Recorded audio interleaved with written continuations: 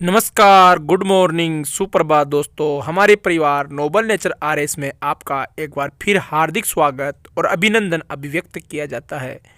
दोस्तों, आज का एक बहुत ही महत्वपूर्ण भौतिक भूगोल का टॉपिक है जो रीट परीक्षा, पटवार परीक्षा और कक्षा 11 और बीए पार्ट फर्स्ट वालों के लिए अति महत्वपूर्ण टॉपिक है। दोस्तों, वायुमंडल की संरचना और उसके कार्य से संबंधित एक कॉन्सेप्ट प्रस्तुत किया जा रहा है आपके समक्ष, जो कि एनसीईआरटी की बुक कक्षा 11 से कुछ मैटर इकट्ठा करके आपके समक्ष प्रस्तुत किया जा रहा है। दोस्तों, इसमें पर्यावरण से संबंधित मैटर भी आ गया, पर्यावरण अध्ययन से, और ये चैप्टर भौतिक भूगोल और पर्यावरण अध्ययन को मिला करके तैयार किया गया है। दोस्तों, इसलिए आप हमारे वीडियो को देखना और कमेंट बॉक्स में अच्छा लगे तो कमेंट जरूर करना। और दोस्तों, अगर आपको अपनी ज़रूरत पूरी हो जाए तो अन्य ज़रूरतमंदों तक पहुंचा देना दोस्तों, जिससे कि हमसे मिलकर के किसी की प्यास बुझ जाए दोस्तों, किसी को कुछ फ़ायदा मिल जाए। आज का टॉपिक स्टार्ट करता हूं, वायुमंडल।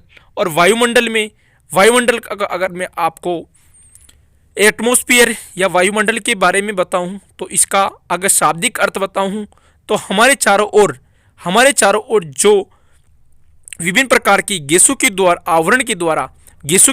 आवरण बनाया गया है उसे हम वायुमंडल कहते हैं। गैसों का जो घेरा है, हमारे चारों ओर गैसों का जो घेरा बना हुआ है, उसी को गैसों के आवरण को ही वायुमंडल कहा जाता है।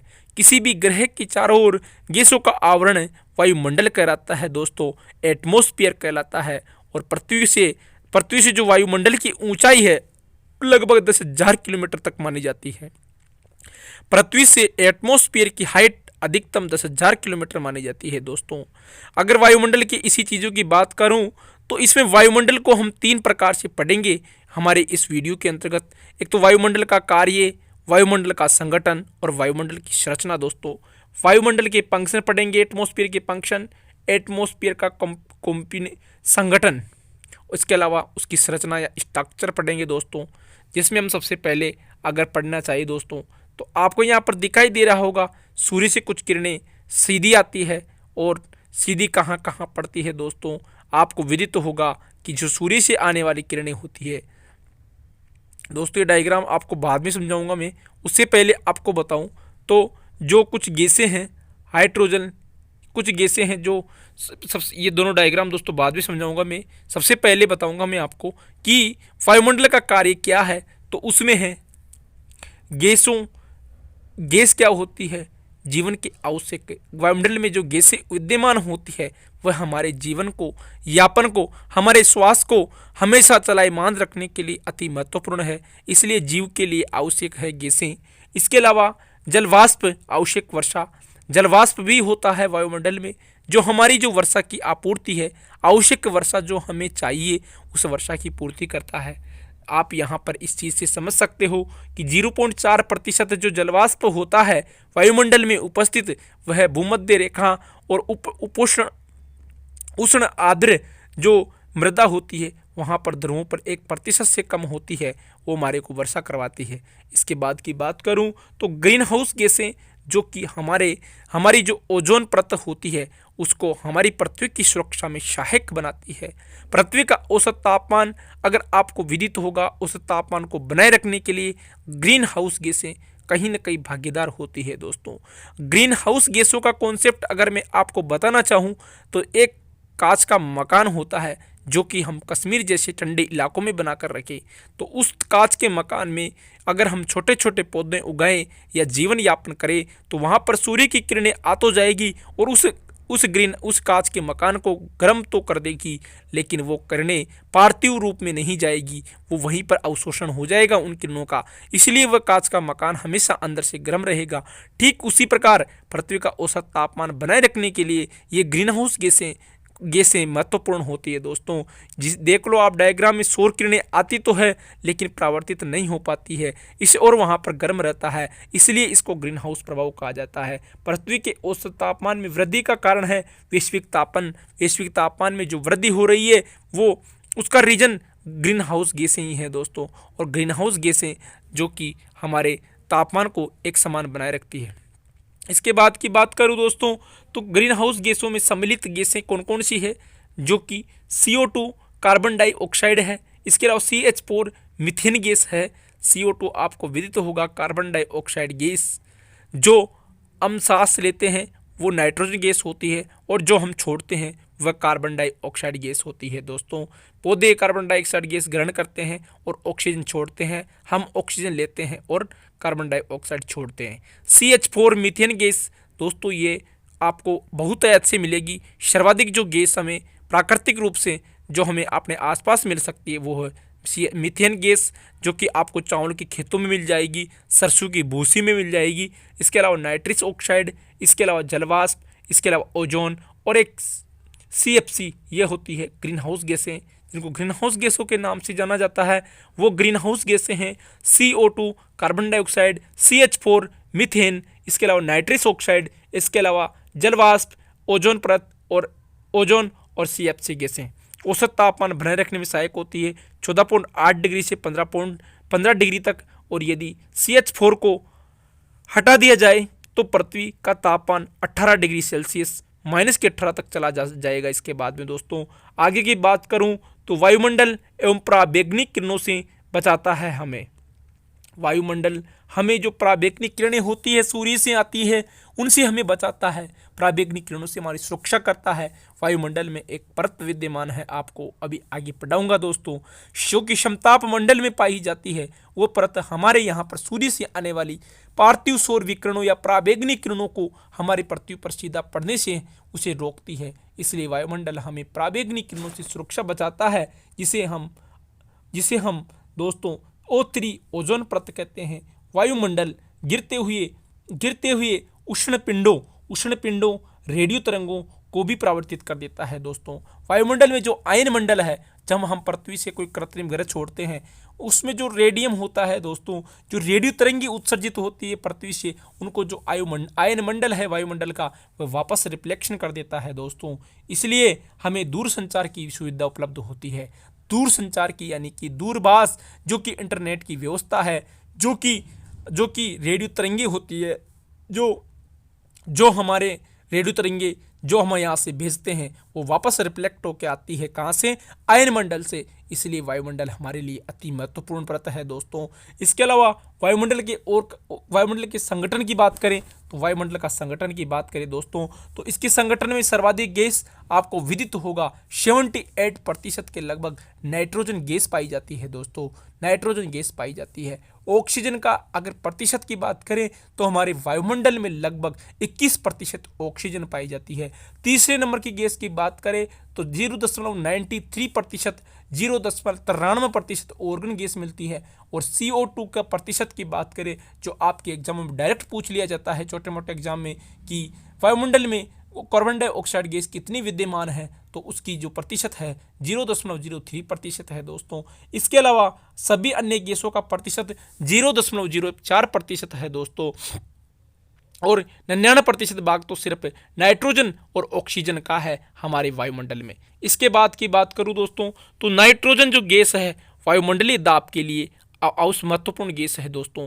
जो वायुमंडल का जो दाब बनता है, आपको विदित होगा कि सर्वाधिक जो बैरोमीटर से हम दाब मापते हैं, बैरोमीटर दाब मापी यंत्र कहलाता है दोस्तों। और सर्वाधिक धरती पर जो दाब होता है वह वायुमंडल का दाब जो होता है, प्रति इकाई क्षेत्र पर वायु के द्वारा लगाए गए दाब को वायु दाब कहा जाता है दोस्तों। प्रति इकाई क्षेत्र पर वायु के द्वारा लगाए गए भार को वायु दाब कहा जाता है। और सर्वाधिक जो वायु दाब होता है वह समुद्रों के तटों पर होता है दोस्तों। इस डायग्राम में आप समझ सकते हो कि गैसों का आवरण होता है, जो कि सर्वाधिक भार होता है वह तटों पर होता है। इसके बाद की बात करूं दोस्तों, नेक्स्ट डायग्राम पूछता हूं कि आग को तेजी से फैलने से रोकता है। कौन रोकता है दोस्तों आग को तेजी से फैलने से? नाइट्रोजन। नाइट्रोजन के उपयोग बता रहा हूं मैं आपको दोस्तों। नाइट्रोजन का क्या उपयोग है? पहला उपयोग हमने पढ़ा था कि वायुमंडल की दाब के लिए अति महत्वपूर्ण है नाइट्रोजन। आपको पता होगा कि वायुमंडल के दाब को रोकने के लिए नाइट्रोजन अति महत्वपूर्ण है। इसके अलावा आग को तेजी से फैलने से रोकता है दोस्तों। आपको पता होगा कि अग्निशमन या जो फायर ब्रिगेड होते हैं, उनका जो पहुंचते हैं हमारी अग्निकांड की जगह, तो वहां पर जब वो पहुंचेगा ना, तो दोस्तों उसमें जो दो गैस भरी होती है, एक कार्बन डाइऑक्साइड होती है। कार्बन डाइऑक्साइड उस आग को बुझाने का काम करती है, जबकि उस आग को तीव्र गति से फैलने से रोकने वाली गैस नाइट्रोजन गैस होती है दोस्तों। याद रखना, नाइट्रोजन गैस आग को तेजी से फैलने से रोकता है, जबकि कार्बन डाइऑक्साइड गैस आग को बुझाने में काम आती है दोस्तों।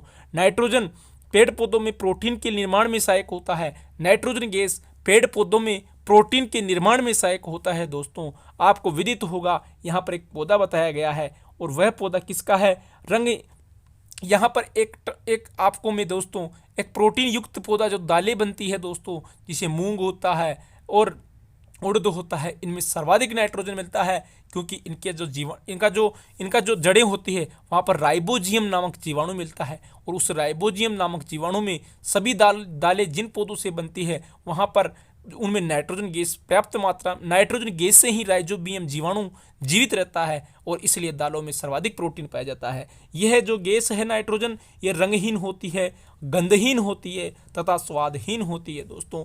रंगहीन, गंधहीन और स्वादहीन होती है दोस्तों।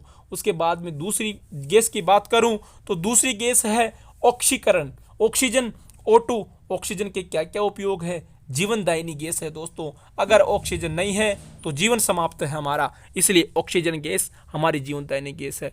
भोजन के ऑक्सीकरण ऊर्जा में सहायक है ऑक्सीजन गैस। इसके अलावा आग जलाने में सहायक है ऑक्सीजन। बिना ऑक्सीजन के कहीं पर आग नहीं जलाई जा सकती दोस्तों। अगर आप सर्दियों के मौसम में अलाव जलाकर बैठते हो तो वह तभी जलेगा जब वहाँ पर ऑक्सीजन गैस होगी। ऑक्सीजन एक स्वतंत्र गैस है जो कि वायुमंडल लगभग 21% घेरी हुई है। वायुमंडल इसके अलावा वस्तुओं को सड़ाने में सहायता करती है। वस्तुएं सड़ती है उसका रीजन भी दोस्तों ऑक्सीजन गैस ही होती है। इसके बाद की बात करूं तो ऑक्सीजन हरित गृह गैस है दोस्तों, हरित गृह गैस है। आग को बुझाने में सहायक होती है ऑक्सीजन। दोस्तों, इसके बाद में कार्बन डाइऑक्साइड गैस आ चुकी है, और कार्बन डाइऑक्साइड गैस के उपयोग है हरित गृह गैस कहा जाता है इसको। ओजोन परत संरक्षण में सहायक गैस है ये। आग को बुझाने में सहायक गैस है। आपको विदित होगा आग को फैलने से रोकने में नाइट्रोजन गैस सहायक है, जबकि आग को बुझाने में CO2 गैस सहायक है। प्रकाश संश्लेषण की क्रिया में भी CO2 गैस सहायक होती है दोस्तों।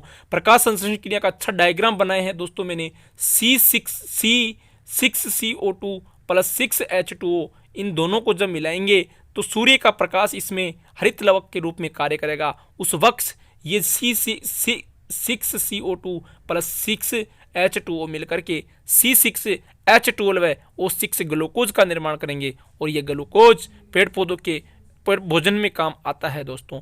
उसके बाद की बात करूं दोस्तों तो आर्गन गैस, और आर्गन जो गैस है वह एक अक्रिय गैस होती है दोस्तों, और ये ट्यूबलाइट बल्ब में प्रयोग की जाती है। आपको जो ट्यूबलाइट और बल्ब का जो उपयोग करते हो घरों में बिजली की प्रकाश के लिए, वह आर्गन गैस होती है, और ये एक अक्रिय गैस होती है दोस्तों। उसके बाद की बात करूं तो ओजोन गैस का जो आपको चित्र दिखाई दे रहा है, CFC क्लोरोफ्लोरो जो कार्बन होता है, वो ओजोन गिर शरण में अति महत्वपूर्ण भूमिका निभाता है दोस्तों।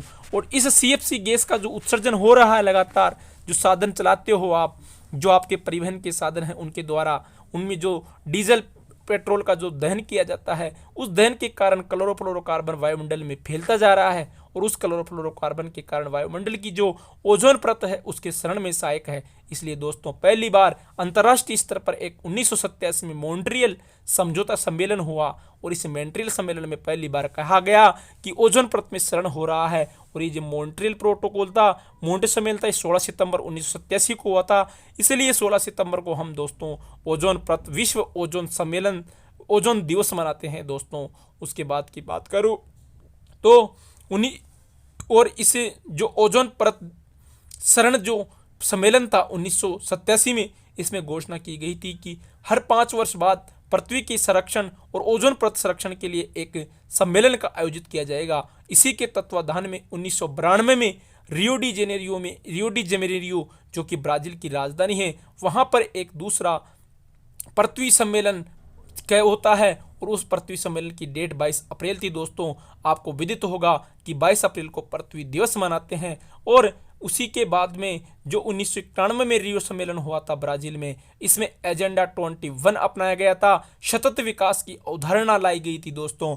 और इसके अलावा इसमें जो पृथ्वी का संरक्षण है उस पर बात कही गई थी। इसी के तत्वाधान में इसके 5 साल बाद 1997 में क्योटो शहर जापान में एक सम्मेलन का आयोजन किया जाता है जिसे क्योटो प्रोटोकॉल के नाम से जाना जाता है, जो भी एक ओजोन परत के संरक्षण के लिए ही किया जाता है। और इसमें जो कार्बन का उत्सर्जन कर रहे हैं जिससे ग्रीन हाउस गैसों के ऊपर दबाव बढ़ रहा है, इसलिए क्योटो प्रोटोकॉल किया जाता है। और 1997 में क्योटो शहर में हुआ क्योटो प्रोटोकॉल 2005 में लागू होता है दोस्तों, 2005 में लागू होता है। इसके बाद की बात करूं 2002 में, उसके 5 वर्ष बाद जोहान्सबर्ग दक्षिण अफ्रीका के अंतर्गत एक सम्मेलन होता है और उसमें ओजोन संरक्षण की बात की जाती है। इसके बाद में मीथेन गैस की बात करूं तो मीथेन गैस दोस्तों हरित गृह गैस कहलाती है। मीथेन गैस कौन सी गैस कहलाती है? हरित गृह गैस कहलाती है दोस्तों। और मीथेन गैस को बायोगैस भी कहा जाता है, मीथेन गैस को मार्स गैस भी कहा जाता है, मीथेन गैस को गोबर गैस भी कहा जाता है और मीथेन गैस को धान के खेतों की गैस भी कहा जाता है दोस्तों। धान होता है चावल के खेतों में बहुतायत से मिलती है मीथेन गैस, इसलिए इसे धान के खेतों की गैस भी कहा जाता है, गोबर गैस भी कहा जाता है, मार्स गैस भी कहा जाता है, बायोगैस भी कहा जाता है, हरित गृह गैस भी कहा जाता है मीथेन को। आप सोच सकते हो मीथेन कितनी महत्वपूर्ण गैस है।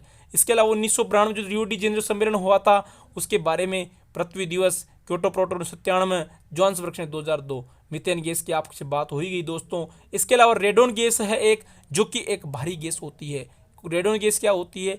भारी गैस होती है दोस्तों, पृथ्वी के अंदर पाई जाती है रेडोन गैस। लेकिन आपको एक चित्र के द्वारा बताया है दोस्तों मैंने कि जो रेडोन गैस होती है ये कभी कभी पृथ्वी के अंदर होती है, बाहर नहीं होती दोस्तों, वायुमंडल में नहीं है।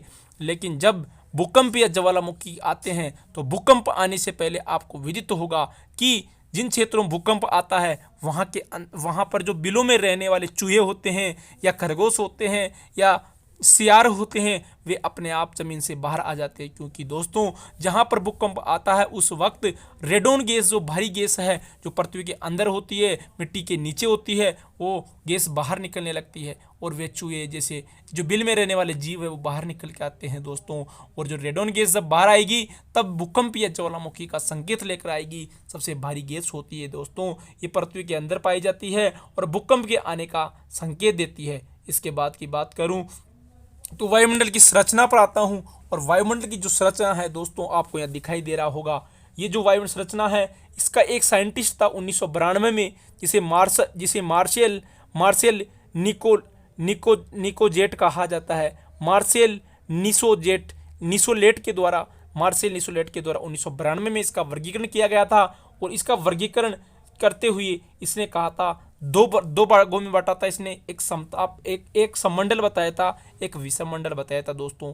बहुत बार परीक्षा में पूछा गया है सममंडल में निम्न में से कौन सी परत नहीं है, तो सममंडल में दोस्तों एक तो सौरमंडल है, एक समतापमंडल है, एक मध्य मंडल है जो कि वायुमंडल की निचली परतें होती है, और आयन मंडल और बहिर्मंडल जो कि वायुमंडल की ऊपरी परतें होती है, इन्हें क्या कहा जाता है? विषम मंडल।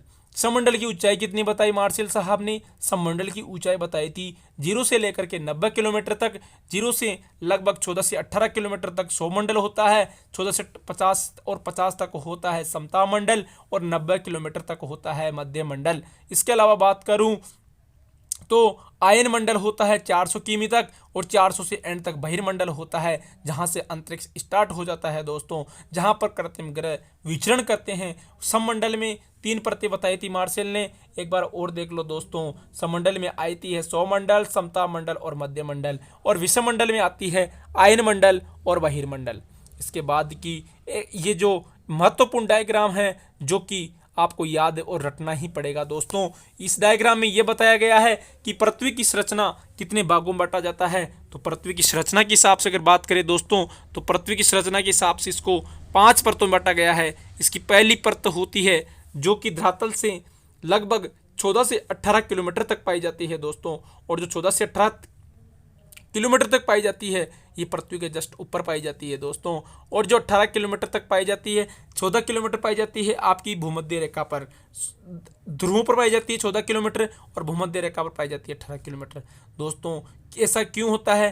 क्योंकि आपको विदित होगा कि गैसें हल्की होकर ऊपर उठती है तो भूमध्य रेखा पर सूर्य का तापमान हमेशा अधिक पड़ता है, इसलिए जो वायुमंडल की स्थिति है वो जो सौरमंडल की स्थिति है, वो सौरमंडल जो सबसे निचली परत है वो भूमध्य रेखा पर सर्वाधिक सब सर्वाधिक ऊंचाई पाई जाती है 18 किलोमीटर, और ध्रुवों पर सबसे कम पाई जाती है 8 किलोमीटर के समथिंग, क्योंकि ध्रुवों पर सूर्य की किरणें सीधी नहीं पड़ती, इसलिए वायु वायु जो होती है वो ठंडी होती है और नीचे बैठ जाती है और सौरमंडल नीचे उतर आता है, इसलिए वहाँ पर 8 किलोमीटर पाया जाता है दोस्तों। अब आपको याद हो गया होगा कि ध्रुवों पर 8 किलोमीटर ऊंचाई तक सौरमंडल है, जबकि भूमध्य रेखा पर 14 किलोमीटर तक ऊंचा सौरमंडल है, क्योंकि भूमध्य रेखा पर गैस हल्की होकर के गर्म होकर के हल्की होकर ऊपर उठ जाती है, इसलिए सौरमंडल अधिक ऊंचा है, जबकि ध्रुवों पर हवा ठंडी होकर भारी होकर नीचे बैठ जाती है, इसलिए वहाँ पर 18 है दोस्तों। इसके बाद की बात करूं तो जो सौरमंडल होता है, ये आपको अब मैं सौरमंडल की स्पेशल चर्चा करने जा रहा हूं दोस्तों। जो सौरमंडल की हाइट है मैंने 14 से 18 बता दी आपको, 8 होती है आपकी कहाँ पर, 8 किलोमीटर तक होती है आपकी ध्रुवों पर, और 18 किलोमीटर तक होती है आपकी दोस्तों कहाँ पर, भूमध्य रेखा पर। इसके अलावा इसमें जो टेम्परेचर होता है वो आपको विदित होगा कि 165 मीटर की ऊंचाई पर 1 डिग्री टेम्परेचर घट जाता है दोस्तों। 165 मीटर की ऊंचाई पर 1 डिग्री टेम्परेचर घट जाता है सौरमंडल में, और सौरमंडल में सर्वाधिक मौसमी परिवर्तन होते हैं दोस्तों। गैसों का मिश्रण पाया जाता है यहाँ पर, इसलिए यहाँ पर सर्वाधिक गैसों का मिश्रण पाए जाने के कारण यहाँ पर क्या होता है दोस्तों, सौरमंडल में मौसम परिवर्तन होता है। इसके अलावा सौरमंडल में आपको पता होगा बादल भी बनते हैं दोस्तों, और यहाँ पर क्षोभ सीमा की जो हाइट, सौरमंडल के जस्ट ऊपर जो क्षोभ सीमा है 18 से 20 के बीच में, वहाँ पर दोस्तों माइनस की 50 डिग्री के समथिंग टेम्परेचर चला जाता है दोस्तों, 50 डिग्री के समांतर टेम्परेचर चला जाता है दोस्तों। मैं आपको 2 डायग्राम बताना चाहूँगा दोस्तों, जो पहले मैंने छोड़े थे। उन 2 डायग्रामों में दोस्तों ये लिखा हुआ है कि जैसे उन 2 डायग्रामों में ये लिखा हुआ है दोस्तों, जैसे मैं आपको उनको पहले बताना चाहूँगा, क्योंकि वो डायग्राम आपको समझने अति महत्वपूर्ण है। इसके वो आपको समझने अति महत्वपूर्ण है दोस्तों। वो डायग्राम है आपको महत्वपूर्ण समझने योग्य है दोस्तों, और वो डायग्राम है जैसे कि आपको कॉन्सेप्चुअल चीज़ें मैं आपको, जिस ये डायग्राम है दोस्तों वायुमंडल के दाब, ये आपको बता दिया मैंने। इसके अलावा जो डायग्राम छूटा था दोस्तों, वो ये डायग्राम बताना चाहूँगा दोस्तों, क्योंकि इसमें क्या बताया गया है, इसमें जो समताप मंडल है, जिसे रासायनिक मंडल भी कहा जाता है, समताप मंडल की जो हाइट है, पहले मैं आपको समताप मंडल समझा देता हूँ एक बार, फिर वो डायग्राम बताऊंगा दोस्तों। जो समताप मंडल है इसकी हाइट आपको पता होगा 14 से 18 किलोमीटर से लेकर के 50 किलोमीटर तक है, और यहाँ पर जेट वायुयान चलते हैं दोस्तों, क्योंकि आपको विदित होगा कि जो माइनस की 50 डिग्री टेम्परेचर होता है क्षोभ सीमा पर, उसके ऊपर जस्ट 22 से 35 किलोमीटर के बीच में, 22 से 35 किलोमीटर के बीच में एक ओजोन परत पाई जाती है। उस ओजोन परत के जस्ट नीचे जो वायु का टेम्परेचर होता है वो बिल्कुल समान हो जाता है, 0 डिग्री तक आ जाता है दोस्तों, और ये टेम्परेचर बढ़ करके 0 डिग्री पा जाता है, इसलिए यहाँ पर जेट वायुयान चलते हैं दोस्तों। और यहाँ पर कोई मौसमी परिवर्तन नहीं होता, और यहाँ पर कोई मौसमी परिवर्तन नहीं होता दोस्तों। और इसके अलावा यहाँ पर कुछ रासायनिक क्रियाएं होती है, जो रासायनिक क्रियाएं होने के कारण समताप मंडल को रसायन मंडल कहा जाता है दोस्तों। ये एक केमिस्ट्री का टॉपिक है जो कि मैं आपको समझाना चाहूँगा एक डायग्राम के थ्रू दोस्तों। जैसे आपको विदित होगा कि दिन के समय क्या होता है, जैसे सूर्य उदय होता है, तो सूर्य उदय होते ही जो ओजोन परत होती है, जो ग्रीन हाउस गैसें होती है, उनके कारण क्या होता है, सूर्य की पराबैंगनी किरणें सीधे धरती पे आती है। जब सूर्य की पराबैंगनी किरणें उड़ते ही धरती पर आपके आसपास आएगी, तो ये क्या होगा, जो ओजोन थर्ड परत है, वो ओजोन परत छोटे छोटे ऑक्सीजन में टूट जाएगी, 2 ऑक्सीजन और 1 ऑक्सीजन में बदल जाएगी दोस्तों। ये सुबह सुबह का सीन होगा, दिन के समय सीन होगा। जबकि फिर रात को क्या होगा, फिर रात को यही रासायनिक क्रिया दोहराई जाएगी, और रात्रि के समय वापस से ये जो सीन होता है, जो ओजोन पर टूटता है 2 ऑक्सीजन अणुओं और 1 ऑक्सीजन अणु में, वो रात को फिर वापस से 3 ऑक्सीजन अणु बन जाएंगे। और उसके बाद में दोस्तों एक बड़ी विडंबना ये होती है कि जो CFC क्लोरोफ्लोरोकार्बन का उत्सर्जन हो रहा है, इसके कारण इस कार्बन उत्सर्जन के कारण 50 से माइनस की 80 डिग्री टेम्परेचर पहुंच जाता है, और इस वजह से जो ओजोन परत है इसमें छिद्र हो रहा है, और उस ओजोन परत को ये छिदित कर रहा है यहाँ पर रासायनिक क्रिया होने के कारण दोस्तों। ये रासायनिक क्रिया, ये डायग्राम आप ध्यान से देख लेना दोस्तों, समझ लेना किस प्रकार सुबह सुबह क्या होता है, और रात्रि में फिर वापस से सुबह सुबह क्या होता है, ओजोन परत के तीन जो अणु होते हैं वो दो ऑक्सीजन और एक ऑक्सीजन अलग अलग हो जाते हैं, लेकिन रात में वापस से वो तीनों ऑक्सीजन के कण मिलकर के O3 बना लेते हैं। इस प्रकार की क्रिया दोहराई जाती है, लेकिन CFC के उत्सर्जन के कारण इस क्रिया में विघटन पैदा हो रहा है और -50 से -80 डिग्री तक तापमान बढ़ रहा है, इसलिए ओजोन प्रसरण हो रहा है दोस्तों। इसके बाद में मैंने आपको समताप मंडल पढ़ा दिया। समताप मंडल की सबसे पहले सौरमंडल बताया। सौरमंडल की हाइट कितनी थी? 14 से 18 किलोमीटर सौरमंडल की हाइट थी। सौरमंडल में सभी प्रकार के मौसमी परिवर्तन होते हैं और सर्वाधिक गैसों का मिश्रण सौरमंडल में पाया जाता है। और सौरमंडल के ऊपर सौर सीमा है दोस्तों 2 किलोमीटर की। वहां पर जाते जाते जो टेम्परेचर होता है -50 डिग्री तक हो जाता है। इसके बाद हमने समताप मंडल पढ़ा। समताप मंडल को रसायन मंडल भी कहा जाता है दोस्तों, आया हुआ प्रश्न है, रसायन मंडल किसे कहा जाता है? समताप मंडल को कहा जाता है। ये भी प्रश्न आया हुआ है कि जेट वायुयान कहाँ चलते हैं? तो जेट वायुयान दोस्तों, जेट वायुयान कहाँ चलेंगे आपके? जेट वायुयान चलेंगे आपके समताप मंडल में, क्योंकि वहाँ पर तापमान समान होता है। और दोस्तों जेट जो पवन होती है वो चलती है आपकी सौरमंडल के ऊपरी परत पर दोस्तों। सौरमंडल की ऊपरी परत पर जेट पवन चलती है, जिसको हम भारत के जलवायु के अंतर्गत पढ़ेंगे दोस्तों। फिर बात करूँ समताप मंडल की, बाद में समताप मंडल की बाद में बात करता हूँ मैं आपसे आयन मंडल की। और आयन मंडल, भारत की आयन मंडल जो वायुमंडल होता है उसका आयन मंडल से पहले की बात करूं मैं मध्य मंडल की, तो मध्य मंडल दोस्तों वह मंडल होता है जो सबसे ठंडा होता है, सबसे ठंडी परत होती है मध्य मंडल। और मध्य मंडल की हाइट होती है 50 से 80 किलोमीटर। 50 से 80 किलोमीटर जो मध्य मंडल होता है उसकी हाइट होती है, और यहाँ पर सबसे ज़्यादा ठंडा होता ही है दोस्तों, क्योंकि समताप मंडल के ऊपर टेम्परेचर एकदम गिर जाता है, और उस टेम्परेचर के गिरने के कारण यहाँ पर सर्वाधिक ठंडी परत कहा जाता है इसको, मध्य मंडल को। और मध्य मंडल की ओर मध्य सीमा होती है दोस्तों, और मध्य सीमा पर जो टेम्परेचर होता है -100 डिग्री के समथिंग होता है, और इस यहाँ पर उल्कापिंड आकर जलते हैं दोस्तों। जो आपको उल्कापिंड तारा टूटता हुआ दिखाई देता है, वह उल्कापिंड सर्वाधिक ठंडा स्थान जो कि मध्य मंडल है वहाँ पर आकर के जला हुआ आपको दिखाई देता है, जल के भस्म हो जाता है दोस्तों। इसके बाद में 80 से 440 किलोमीटर तक जो मंडल है उसको कहा जाता है दोस्तों, उसको कहा जाता है आयन मंडल। और ये आयन मंडल है दोस्तों, जो कि जिसको तापन मंडल भी कहा जाता है, ताप मंडल भी कहा जाता है। आपको विदित होगा रसायन मंडल, समताप मंडल, और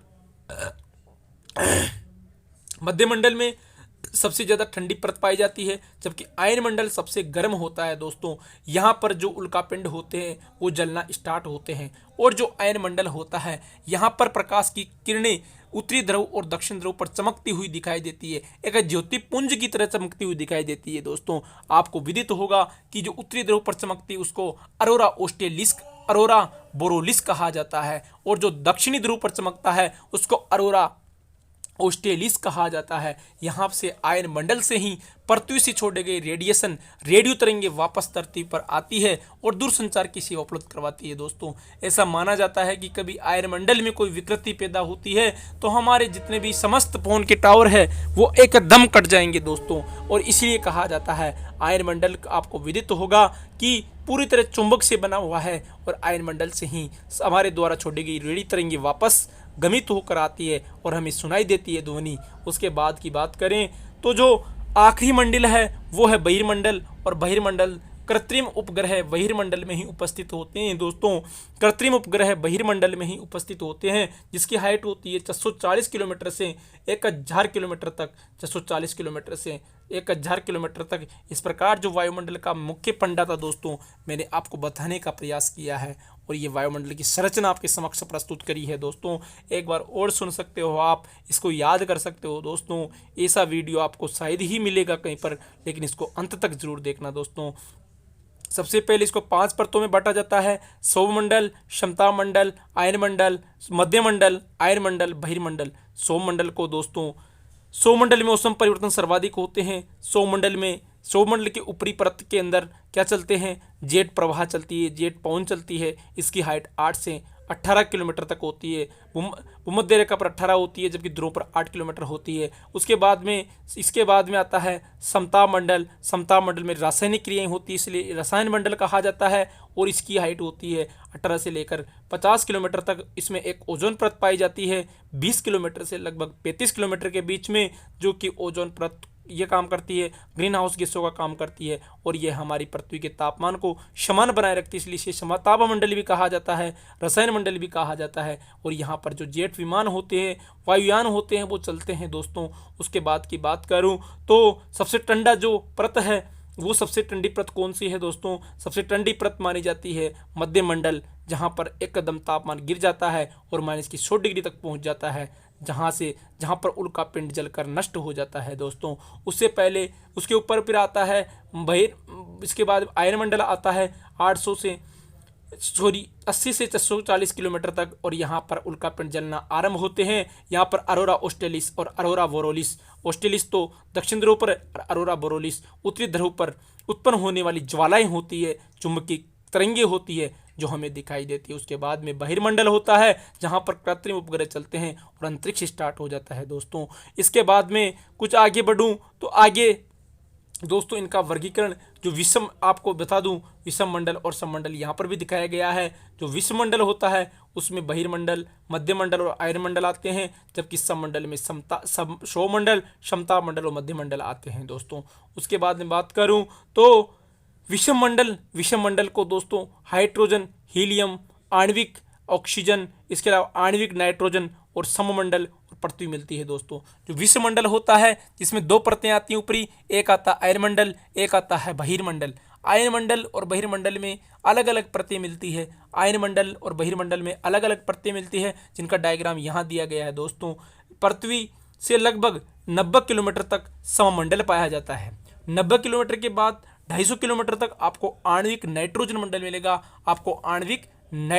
मिलेगा, और 250 किलोमीटर से ऊपर जाने पर आपको आणविक ऑक्सीजन मिलेगा दोस्तों। आणविक ऑक्सीजन मिलेगा 250 से लेकर के 1100 किलोमीटर तक। और इसके बाद में आपको हीलियम मिलेगा आपको 1500 किलोमीटर तक, और हाइड्रोजन मिलेगा आपको 1500 से 10,000 किलोमीटर तक दोस्तों।